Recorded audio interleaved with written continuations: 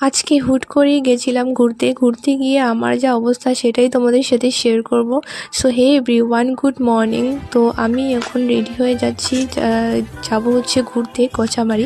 যেহেতু সবাই পিকনিক করেছে, জানুয়ারি মাস বলে কথা, আর আমি এখনো পর্যন্ত কোনো পিকনিকে যাইনি। তো সেই জন্য আমি বান্ধবীগুলোকে বললাম যে চলো আজকে একটু গিয়ে ঘুরে আসি। সেই জন্য আর কি রেডি হচ্ছি যে যাব। গিয়ে যা অবস্থা আমার সেটা তোমাদের সাথে শেয়ার করবই পরে। তো এখন দেখো আমি রেডি হয়ে নিচ্ছি তাড়াতাড়ি করে। এই জুতোগুলো যে পরছি এগুলোই আমার শত্রু ছিল। তো চলো যাওয়া যাক। তার মধ্যে তো চুল স্ট্রেট করালো, তো কেনে দেওয়া লাগবে। আরে ভাই চলো।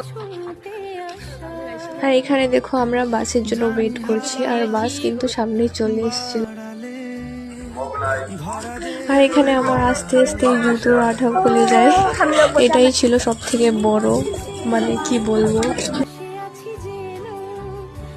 তো এতটাও প্রবলেম ছিল না, কারণ একটু আঠা খুলছে, সেই জন্য আমি ভাবছিলাম যে এটা কোনো আঠা লাগিয়ে নিলে ঠিক হয়ে যাবে।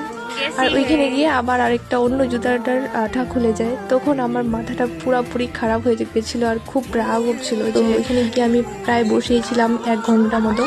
ওরা সবাই ছবি উঠলো, আর আমি বসে বসে ভাবছিলাম যে কেন ভাই আসলাম, এসে আমার পুরো মানে মুডটাই অফ হয়ে গেছিলো।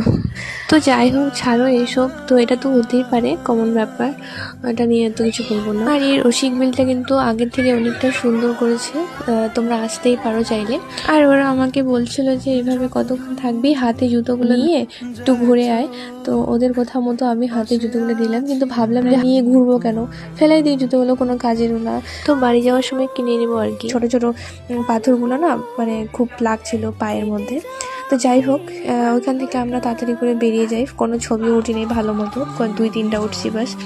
তো কামাখাগুড়ি বাজার আসার পরে মামার এখানে ডিউটি ছিল বলে আমাকে দেখতো, বলতেছে যে পায়ে জুতো কেন নেই। তো আমি বললাম চিরিয়ে গেছে, তো মামা আর কি কিনে দিল, কিনতাম না থাকলেও মামা।